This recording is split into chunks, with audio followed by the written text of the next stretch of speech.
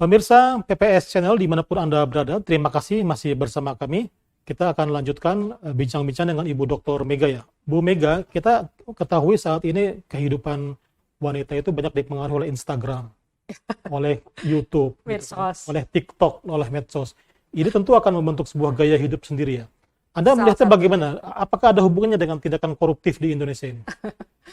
Ya, oke, Mas Fadil, apa yang Anda katakan tadi, ya terasa bagi dari diri saya sendiri ya.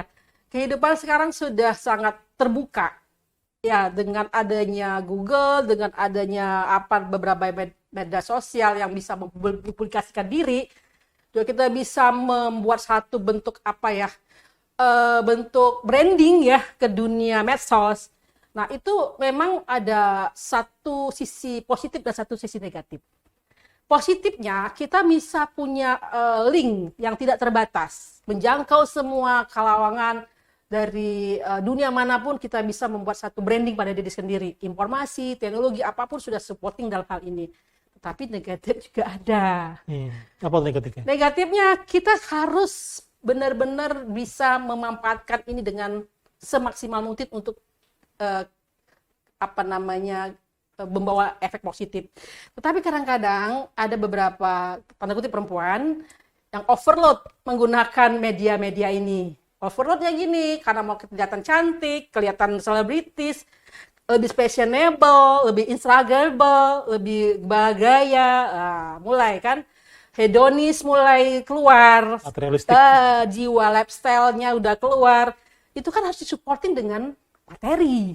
Disupporting dengan fasilitas. Hanya karena ingin kelihatan wah di dunia maya, medsos. Saya jalan-jalan lagi makan-makan di salah satu hotel berbintang. Cekrek sebelum ngobrol. Bener kan? Iya. Bapak sering kan lihat kalau kita di mana di mall. Iya. Kemudian ada teman kita lagi jalan-jalan ke salah satu branding tas yang punya merek yang harganya di atas 2 digit. Cekrek, show off di medsos. Kemudian itu ketular ke anak-anak kita yang masih SMA, yang kuliah, SMP.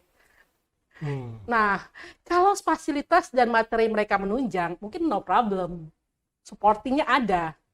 Lah, why? Jika, maaf, tanda kutip, semuanya kamu berhasil. Mereka butuh supporting dana untuk mensupport fashionable-nya, lifestyle-nya yang sudah mulai gaya hedonis, sudah mulai show off dalam bentuk penampilan. Wah, dari mana uang untuk menunjang semua? Kalau jiwa kita, mental kita tidak kuat, siapa yang kita Mungkin di gesek? sini kita fokuskan istri pejabat kali ya, atau mungkin anak pejabat atau bagaimana? Kalau istri pejabat, ibu pejabat, anak pejabat, ya kita bisa juga tidak kita pukul rata. Yang non pejabat, yang biasanya juga akan timbul rasa pengen seperti mereka. Oh, Contoh, menular, udah artinya icon, menular ya. udah foto Instagram buka, ibu si blablabla. Dengan melihat medsos seperti itu akan timbul rasa saya kepingin seperti itu. Artinya dia korupsi. Ujung-ujungnya dia menyalahgunakan wewenang gitu kan. Karena dorongan, Karena keinginan, duitnya cuma berapa perak di rekening gitu kan. Akhirnya dia punya cara, saya punya ini nih, punya akses misalnya gitu. Mendorong untuk korupsi. Entah itu keinginan suaminya, tadi, dorongan entah keinginan itu ya. ayahnya gitu kan. Gitu. Pengen traveling ke luar negeri dengan ceklek, bikin share di medsos, lagi makan-makan di hotel, lagi jalan-jalan di mana, lagi pernah pakai baju, lagi pengen hal. Ini kalau tidak disupport dengan mental yang kuat, dengan donasi dan material yang kuat, akhirnya siapa yang akan jadi efek dari panjangan tersebut? Jadi ya, kalau kata dia seharusnya gimana? perempuan Indonesia bagaimana seharusnya? Ya apa Apakah- adanya saja. Apakah kumuh nggak mungkin Jangan. ya? Hiduplah dengan apa adanya tanpa menyebabkan kita menjadi Menyalahgunakan wewenang. menyalahkan kewenangan. Kalau kita memang seorang selebritis, seorang pejabat publik, sesuaikanlah kehidupan dengan identitas diri mereka.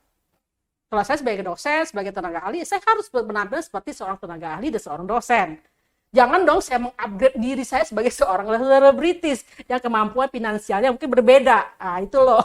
Tapi kan sekarang selebritis juga nyari uang dari TikTok, dari Instagram kan. Itu kan ada bagian yang seperti berpikiran positif. Oh, Saya bilang positif. tadi, positif dan negatif. Bagian positif bisa memanfaatkan kondisional itu sebagai salah satu kegiatan yang punya nilai tambah. Negatif kalau itu kegiatan yang mempunyai nilai lebih kurang, yang menyebabkan hal-hal yang tidak kita inginkan. Karena butuh biaya, butuh supporting, akhirnya mencari uang untuk melengkapi stylenya tadi. Ya mungkin kalau nggak ada duit, ya akan minta sama suaminya sebagai rumah tangga.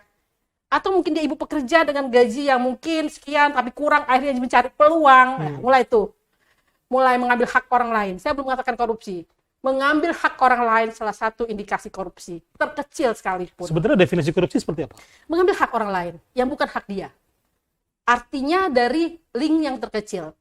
Hak orang lain, hak adik sendiri, kakak, teman, tetangga. Lama-lama ruang besarnya punya hak dari Uang negara, uang rakyat diambil ya. Iya, begitu kurang lebih. Baik, pemirsa TPS Channel, Bu Mega begitu antusias ya. Antusias dong, karena ini kan pengaruh pada karakter mental bangsa. Karena saya tahu, korupsi adalah kejahatan yang harus kita berantas. Karena ini sangat berpengaruh besar terhadap pertumbuhan ekonomi dan pembangunan Indonesia secara keseluruhan. Baik, luar biasa. Kita lanjutkan lagi di segmen terakhir ya, segmen 3. Tetap bersama kami, jangan kemana-mana.